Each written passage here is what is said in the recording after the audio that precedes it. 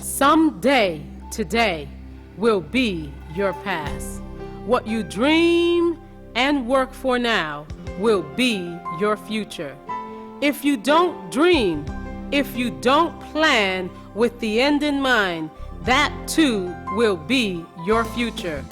Today, we want to begin by sharing the dream we had with you. What Michael and I dreamed years ago, what we planned for and worked for, with God's help, has come true. When we began our journey from bad credit to first-generation wealth, we had a plan and an end in mind, a dream of what we wanted for our children. I invite each and every one of you now to look on with me at a glimpse of the end we had in mind, the dream we had for our children when we began.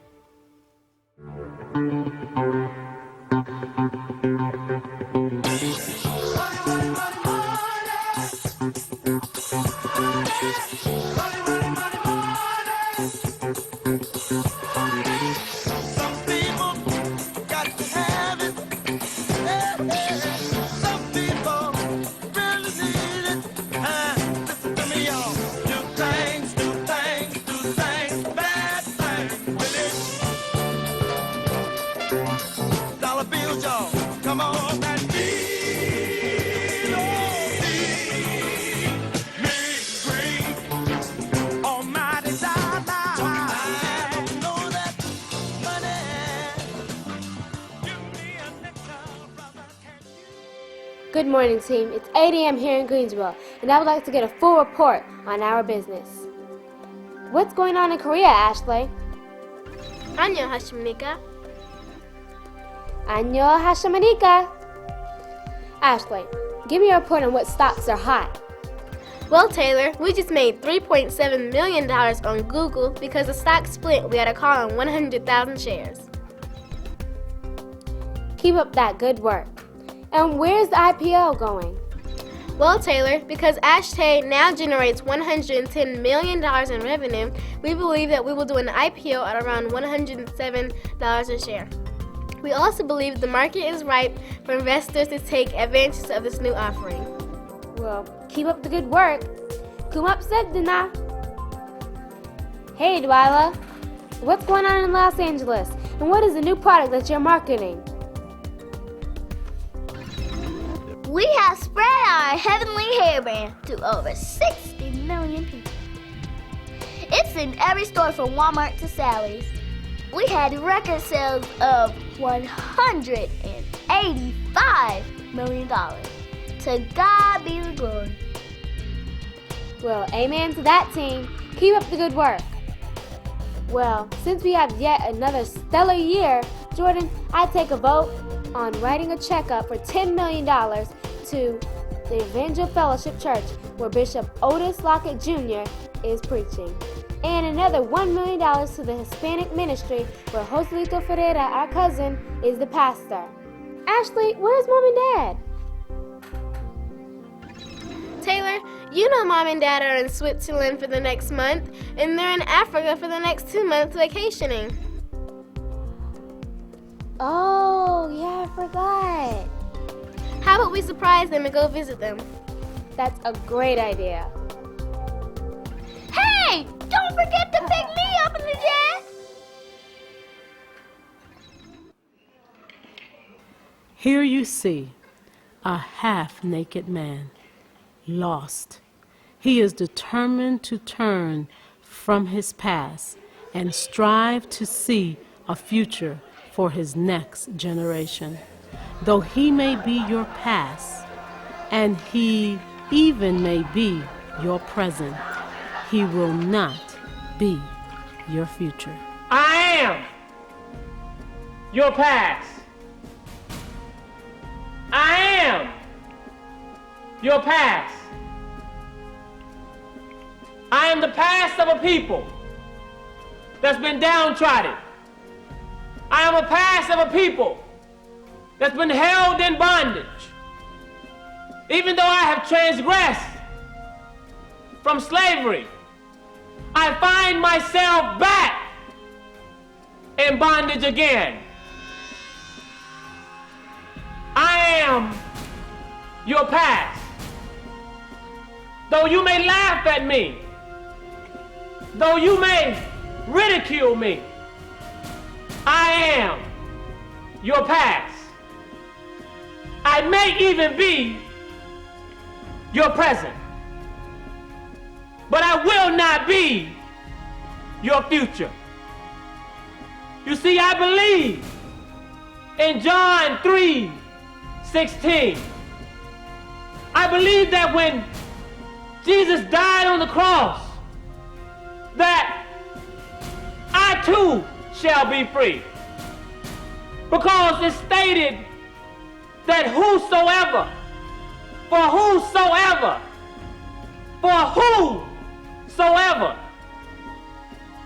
believeth in him. I believe that they should not perish. You see, I am your past, but I see a day when all of our children will be able to fly their own jets from location to location. Not only will we be able to purchase stocks from the stock market, we'll be on the stock market. We will not only have million-dollar companies, we will have multi-million-dollar corporations. See, I see that day because even though I am your past, my heart is yearning. It's crying inside. It's pleading. Please, please, don't be your future. You see, I am your past. I may be your present, but I will not be your future. Today, I'm beginning with the end in mind. I am going black to the future. Black to the future. Black to the future. Because once I's free, I's free them all. Once I's free, I's free them all. I's free them all.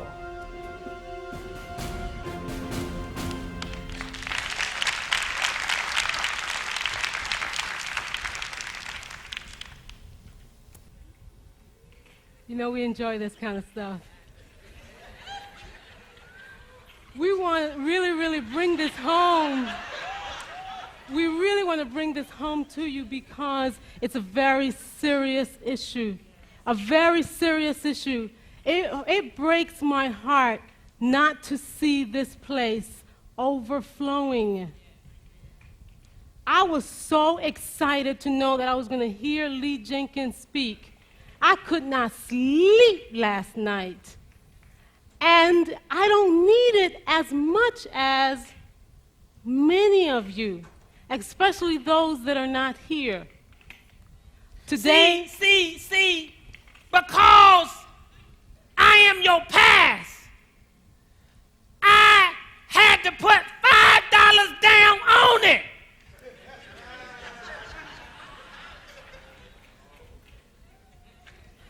I don't have all the money. You don't have $50. You don't have $50. I am your past. Oh, I can't. Oh, go ahead. woo, and he is many people's present. And what we want to present to you today is We don't want what he represents today to be your future. Now, how do we prevent from what he represents being your future? The videotape that we started with, ladies and gentlemen, it represented what we want for our future. We believe in our heart and soul that our girls and children that are around us are going to start thinking in terms of owning and building bigger businesses and writing checks for $100 million just as easily as we write a check today for $50. We want for their minds to expand. So we have to start with the end in mind. Begin with the what? See, I am your past, but I saw my future. But the only reason I saw my future is because I'm beginning with the end in mind. I can't start where I am because I have some challenges I have to deal with. I cannot do what I want to do because I'm not prepared. But once my mind perceives it, automatically there is something in my head that says I can get there too. But if there's never a picture of where you stop and someone else carries that torch, it's never past. And it ends with us being in our past, never reaching our future. You must begin with the end in mind. The real road to financial freedom. The real road, not a side road, not a quick fix. The what road? See, there's two roads. There's a play road, and there's a real road. And sometimes we get on play for too long. You do the same thing you were doing when you were 16, 17, 18, 20, 21. That road is play. The reason why you are here today is to get on the real road. Start your own business. It seems very simple. It seems very, very simple, but start your own business. We are so blessed to have a pastor that's what he tells us to do. Start your own business. That's the one way and the quickest way to attain wealth, ladies and gentlemen. What you want to do? Start what can I do? your What own can I do? business. If you don't start your own business, ladies and gentlemen, chances are you're going to be on which road? You got to get on the real road. I want to start a business, but I can't start a business walking around like this. Who's going to hire me?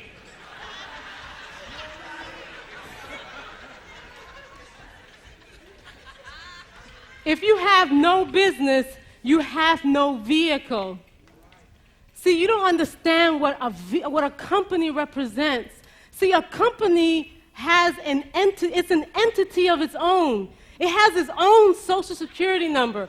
It has its own personality. It has its own everything. You must get on a vehicle that is going somewhere. How do you start your own business? How can I start if I don't have a vehicle? How can I start if I got these other challenges I'm dealing with? I can't get this weight off of me.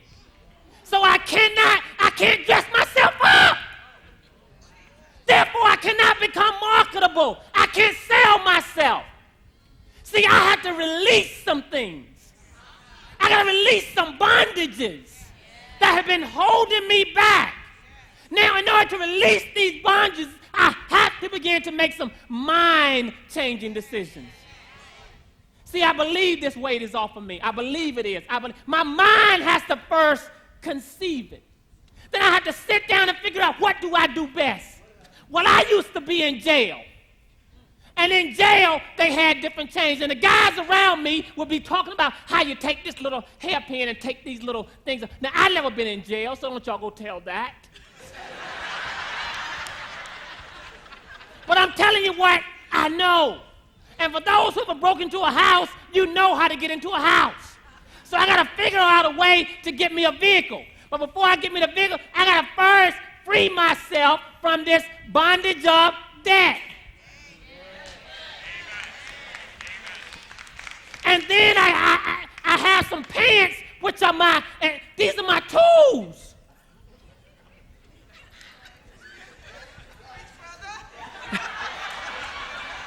You got to have some pants.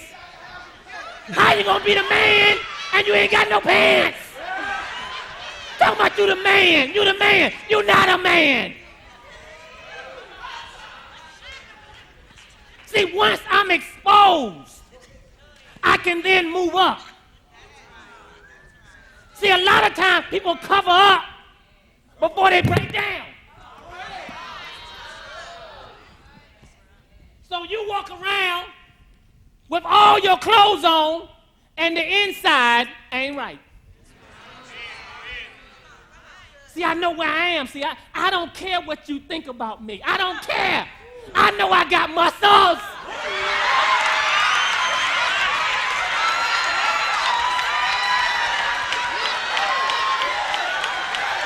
I know it.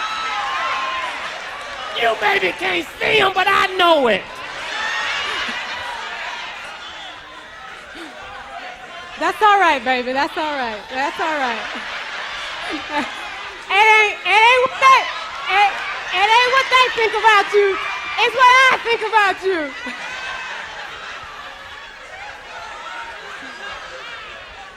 If you don't change your own mind, don't expect for somebody else to change it. 90% of the convincing is first convincing you. Oh, I'm excited. Oh, I'm excited.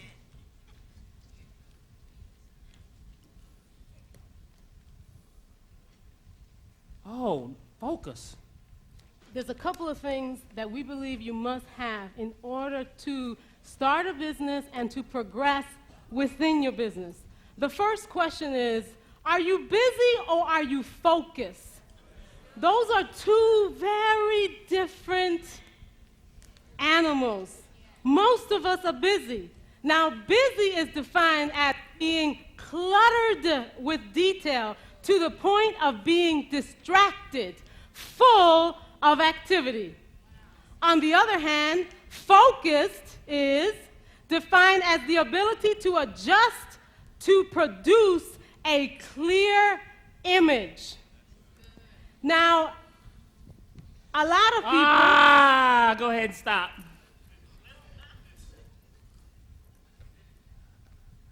You gonna come with me? What, you know where I'm going? Why you gonna come with me?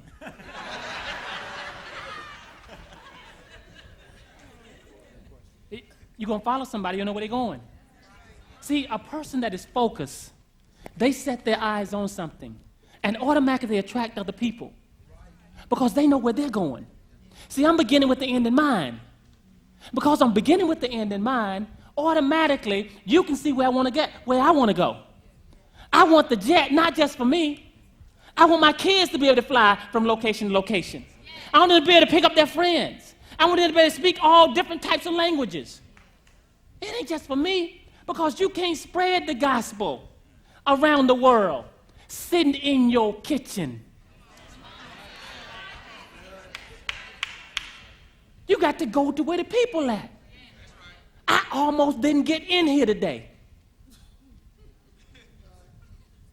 I almost didn't get in. People looking at me in the parking lot. What is he? Oh, no, y'all shut the door. Shut the door. But see, that's how you win people. You go out and get that guy who's lost. And when you're focusing on that and you bring them in, you can show them another way. But you got to represent. A lot of times people on the outside want to come in. They don't see nothing on the inside that entice them. Let me leave before they call the police. See, you have different types of vision. Pastor Lonkett is definitely farsighted.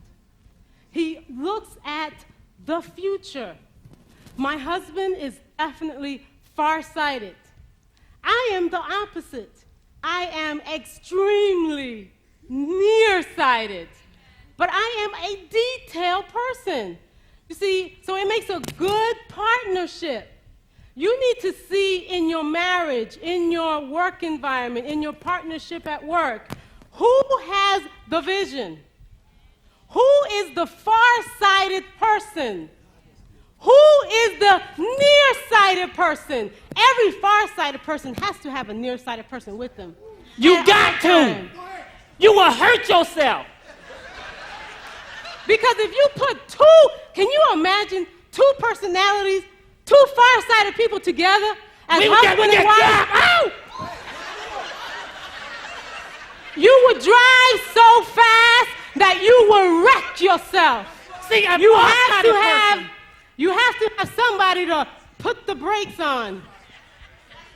And that's what the far-sighted person is there for. One, to two, handle three, the details. 4, 5, 6. Had I had my wife there, I would not have jumped out there and hurt myself. And it's not always your wife. It could be a person that's connected with your vision. It could be your employees. See, you always surround yourself around people who can see things that you can't.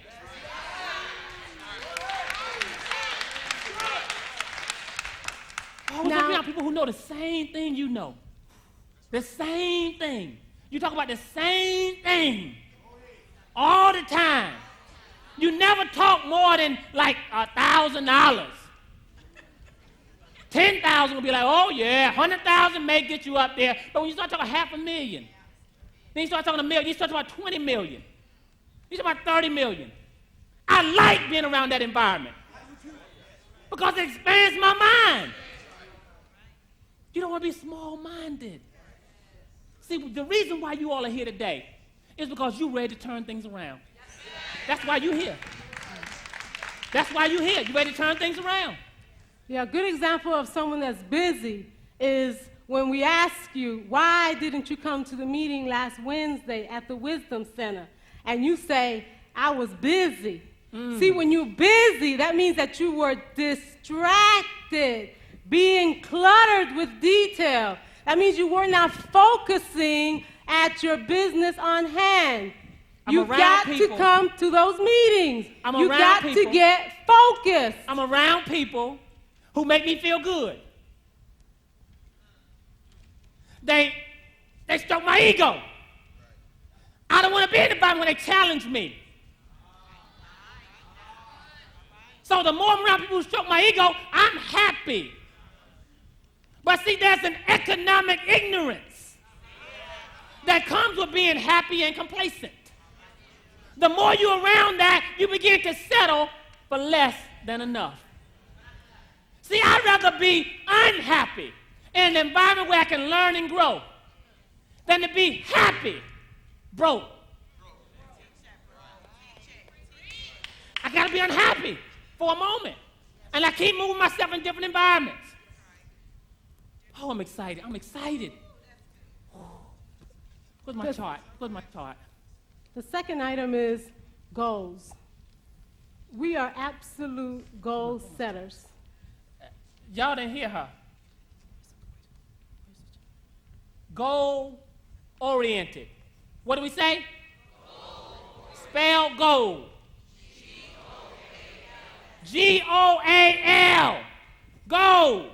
Goal-oriented. Not only are we goal-oriented, we're another G. G-O-L-D. Spell gold. G-O-L-D. But there's another G that helps us get all the G's. And that's G-O-D. See, because if you don't have the G-O-D, you're not going to be able to get the G-O-L-D and keep it.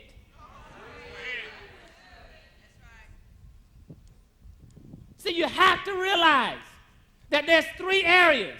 There's faith, finance, and family. Faith, finance, and family. And every year, we cover those three areas. We have a goal chart. A goal chart. On that goal chart, someone's getting that chart? Yes. On that goal chart, we map out for the year what our objective is.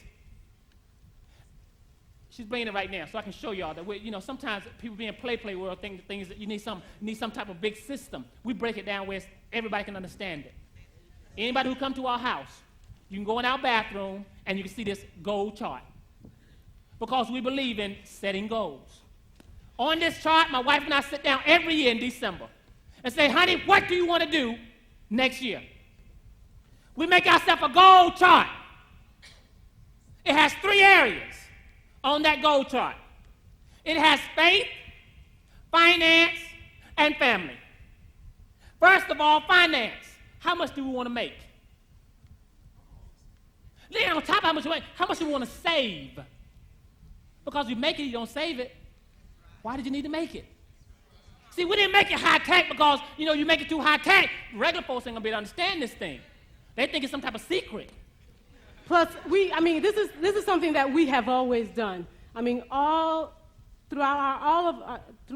of our years together, we have always been focused, driven, and we have all types of charts that we work with on a regular basis. This is the chart that we do every single year in December because we try to reach our goals always by December 15th. Because the last 2 weeks of the year, we're finished. And we start 1st of January with the end in mind, every single year. So we have down finance, how much you want to save. It doesn't all come at one time. You see how the colors variate from one to the next? Because every time we would save a little money, we mark our chart. We go mark our chart. We go mark our chart. But at the same time, every week we pay tithes. Right. And it's really important. It's a very important issue for me. And I travel a lot. And I could really make the excuse that I'm not here on Sunday. And that's why I don't get to, bring my check. But when I know I'm not going to be at church on Sunday, I am here on Thursday. I will drop off that check on Thursday morning. I don't have no time to say hello. I just drop off my check and I'm out of there and I'll go back to work. Because one thing about tithing, ladies and gentlemen, let me tell you what it does for you. Tithing gives you discipline. The word discipline is underutilized. It's undervalued. When you have discipline, the sky is the limit.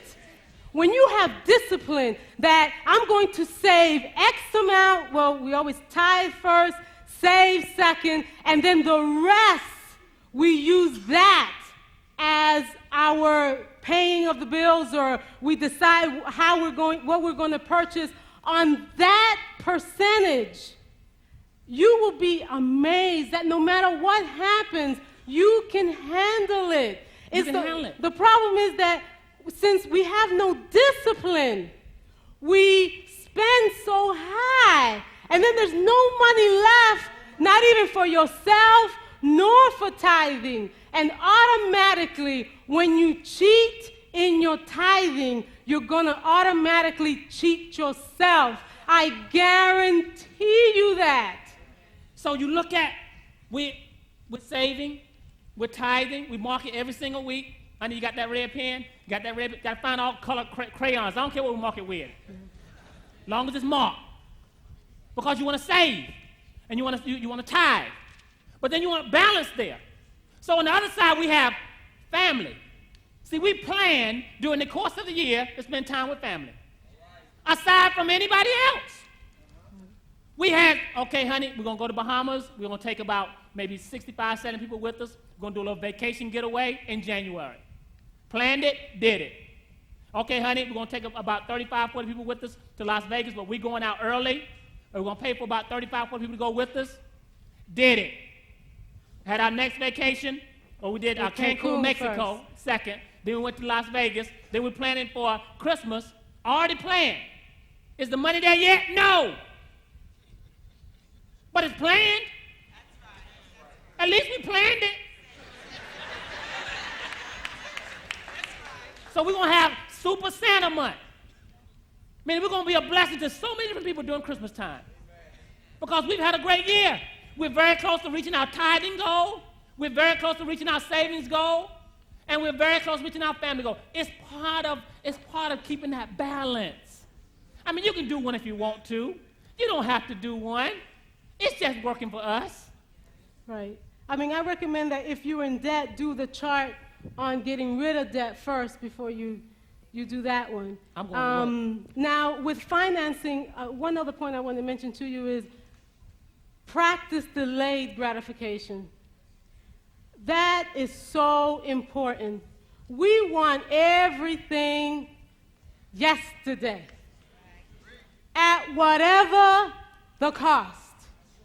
We go to the car man and we don't ask him what the interest rate is. We don't care. I just want the car today, and I don't want my car payment to be more than $300, even if it takes me the next 15 years to pay it off. We've got to practice delayed gratification. And in delayed gratification, ladies and gentlemen, we must distinguish, and we have to teach our children the difference between a luxury and a necessity. Though that is so blurred today. There's so many kids I see that are 13, 14, 15 with a cell phone. What's a 13-year-old needing a cell phone? You should know where your children are at all times. Why do we have to call our children who are 13 years old? And then these parents that are paying for a cell phone $25 a month won't save $25 a month. If I just say $25 a week, $100 a month, $1,200 a year, I don't see how. But see, I don't know. I can't really understand this thing. So, there's an article, we'll make sure you get the article also, about the wealth gap. For those who go to the Wisdom Training Center, y'all know about that, because we went over that. But the wealth gap has increased. And the question is going to be, what side are you going to be on? Or are you going to be in the gap? See, it's changing. African Americans used to be ahead of Hispanics. I used to be ahead of you, honey. Now I got to be behind you. That's right. I used to be ahead. Now the average African American has $5,000. See, we know it's true because folks were coming up to me tomorrow. Can I put $5 down on it?